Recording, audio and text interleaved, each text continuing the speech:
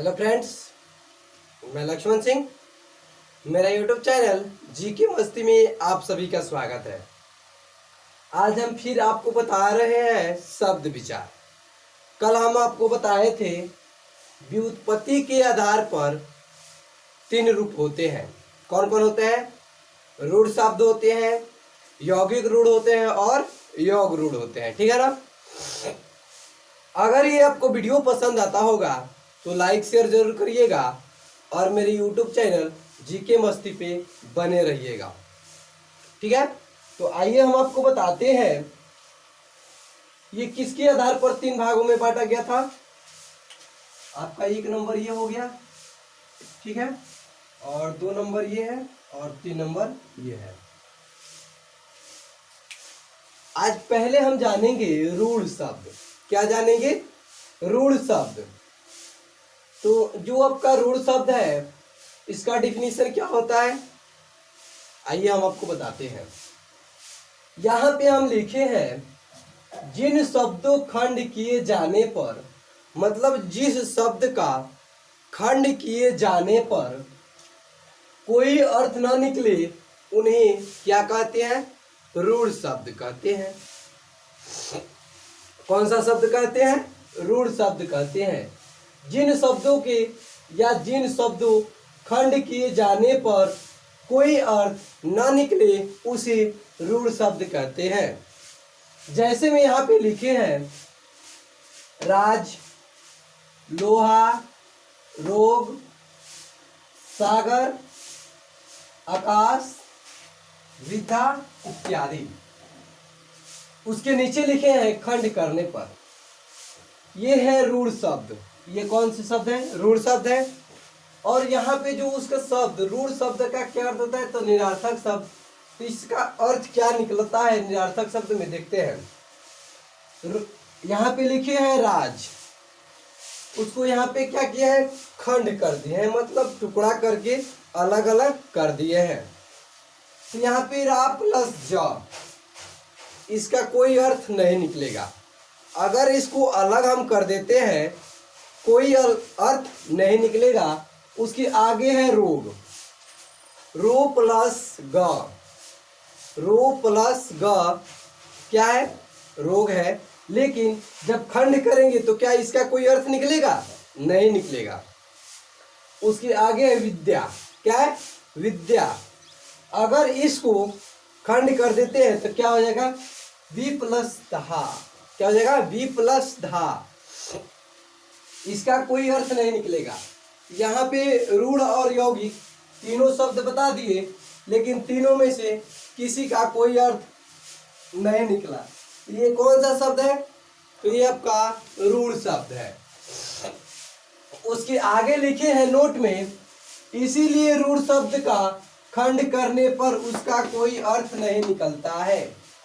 अगर रूढ़ शब्द जितना भी है हम उसको खंड करते हैं या आप लोग करिएगा, उसका कोई निश्चित अर्थ नहीं निकलेगा। ठीक है? उसके आगे है आपका यौगिक शब्द।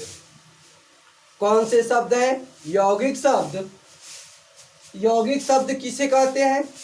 उसका परिभाषा क्या होता है या डिफिनीशन क्या होता है? तो आइए हम देखते हैं। लिखे हैं जिन शब्दों के मेल से बने शब्द जिसका प्रत्येक खंड सार्थक हो उसे यौगिक शब्द कहते हैं। यौगिक शब्द में आपसे बोला जा रहा है जिन शब्दों के मेल से बने शब्द का जिसका सार्थक शब्द हो, मतलब जो शब्द हम बनाएंगे वो शब्द कौन सा होना चाहिए? सार्थक शब्द होना चाहिए। उस शब्द को क्या बोलते हैं हम? यौगिक शब्द बोलते हैं। जैसे में लिखे हैं विद्यालय। क्या है?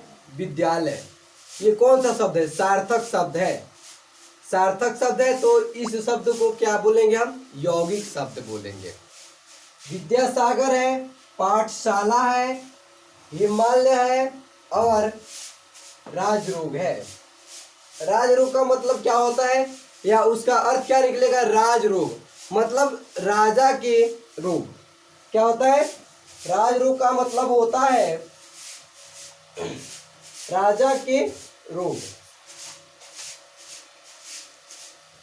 उसके आगे है, राजरूप का मतलब राजा से संबंधित रूप। ठीक है, उसके आगे लिखे हैं हम एक, उसका संक्षिप्त में या खंड कर दिए हैं, लिखे हैं विद्यालय।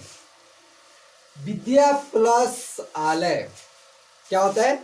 अगर विद्यालय को खंड करते हैं तो उसको देखिए कैसे खंड किए हैं, विद्या प्लस आलय।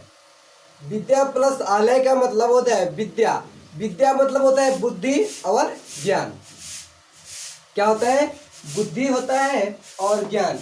आलय का मतलब क्या होता है? घर, मतलब विद्यालय का घर, विद्या पाने वाला घर, बुद्धि पाने वाला घर। ठीक है, उसके आगे आपका 3 नंबर लिखे हैं योग रूढ़ शब्द। कौन सा शब्द है? योग रूढ़ शब्द। योग रूढ़ शब्द किसे कहते हैं? वो है आपका योग रूढ़ ऐसे यौगिक शब्द होते हैं जो अपने सामान्य या साधारण अर्थ को छोड़कर विशेष अर्थ ग्रहण करते हैं, उसे योग रूढ़ शब्द कहते हैं। योग रूढ़ शब्द किसे कहते हैं? देखिए इसमें क्या क्या दे रहा है। योग रूढ़ शब्द ऐसे यौगिक शब्द होते हैं, जो आपका योग रूढ़ शब्द होते हैं उसमें ऐसे यौगिक शब्द होते हैं जो अपने साधारण, क्या है? साधारण या सामान्य अर्थ को छोड़कर, जो उसका साधारण अर्थ होता है या सामान्य अर्थ निकलता है, उसको ये क्या करता है? योग रूढ़ शब्द में छोड़ देता है, विशेष अर्थ को ग्रहण करता है। किस अर्थ को ग्रहण करता है? जो उसका विशेष अर्थ निकले उसको ग्रहण करता है, उसे क्या कहते हैं? योग रूढ़ शब्द कहते हैं। जैसे में लिखे हैं लंबोदर। लंबोदर का विशेष अर्थ क्या है, या लंबोदर किसका विशेषता बताता है? तो गणेश जी का, लंबा है उदर जिनका। उसके आगे है पंकज। पंकज किसको बोलते हैं? उसका विशेष क्या है या विशेषता क्या है? पंकज है आपका कमल। पंकज किसको बोला जाता है? कमल को। उसके आगे लिखे है गिरधारी। गिरधारी किसको बोलते हैं? तो गिरधारी बोलते हैं श्री कृष्ण भगवान को। यहाँ पे लिखे हैं लंबोदर को संक्षिप्त में या खंड करके लंबा प्लस उदर। लंबा प्लस उदर, तो इसका सही अर्थ क्या निकलता है? लंबे पेट वाला। जिसका लंबा पेट होता है उसको क्या हम बोलते हैं? लंबोदर।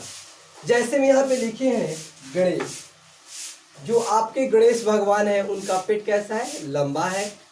ऊंट हो गया, ऊंट का पेट छोटा तो नहीं होता है, उसका भी लंबा होता है। उसके आगे है हाथी, हाथी का लंबा पेट होता है। तो इसका क्या है? इसमें क्या योग रूढ़ में क्या बताया? विशेष, जो उसका विशेष अर्थ निकलता है उसको इसमें बता रहा है। ठीक है ना? इसके अगले वीडियो में हम आपको बताएंगे उत्पत्ति के आधार पर शब्द को मुख्यतः 5 भागों में बांटा गया है, लेकिन हमको पढ़ना कितना है? 4 पढ़ना है। कौन कौन से पढ़ना है? तत्सम पढ़ना है, तद्भव और देशज और विदेशज। क्या क्या? तत्सम शब्द, तद्भव शब्द, देशज और विदेशज। ये आपका पार्ट 3 वीडियो है। पार्ट 4 में हम आपको बताएंगे उत्पत्ति के आधार पर मुख्यतः 4 भागों में या 5 भागों में बांटा गया है। ठीक है, चलिए आज तक का इतना ही, फिर अगले वीडियो में मिलते हैं। Thank you.